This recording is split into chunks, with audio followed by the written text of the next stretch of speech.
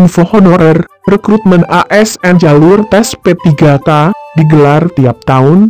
Berita terkini, channel tutor CPNS hari ini. Kabar gembira untuk para teman honorer, berasal dari Mempan RB, bahwa pelaksanaan tes rekrutmen pengadaan pegawai, tepatnya pegawai pemerintah dengan perjanjian kerja, akan digelar setiap tahun. Jadi, PPPK atau kita sebut P3K, akan dilaksanakan tiap tahun. Berdasarkan dengan informasi sebelumnya, pada video kami sebelumnya, pemerintah berusaha untuk menuntaskan honorer, memang harus bertahap sesuai dengan kebutuhan dan kemampuan dari masing-masing instansi yang mengusulkan kuota pegawai. Hal ini ditegaskan oleh Mempan RB, bahwa pasti tiap tahun ada, karena kita tahu bahwa setiap tahun akan ada ASN yang memasuki masa pensiun, dan perekrutan akan menjadi solusi dari masalah itu. Lalu apakah hanya 3 formasi saja?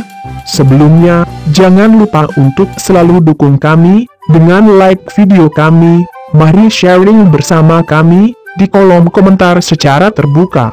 Dan subscribe channel tutor CPNS, juga klik tanda lonceng, agar bisa dapat informasi update video terbaru dari kami, dengan topik seputar CPNS, P3K, dan sekolah kedinasan. Info channel tutor CPNS.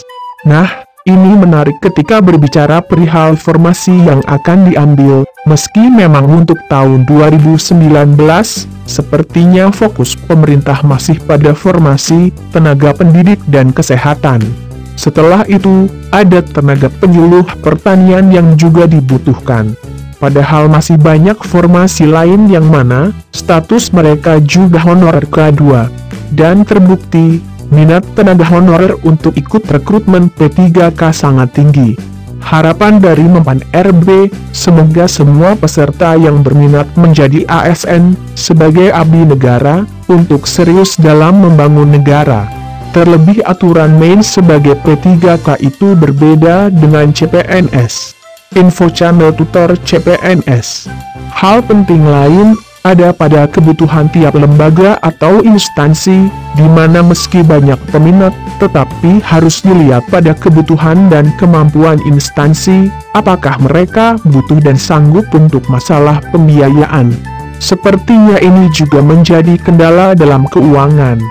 Memang ada pernyataan bahwa pembiayaan akan simultan antara pemerintah daerah, APBN dan APBD.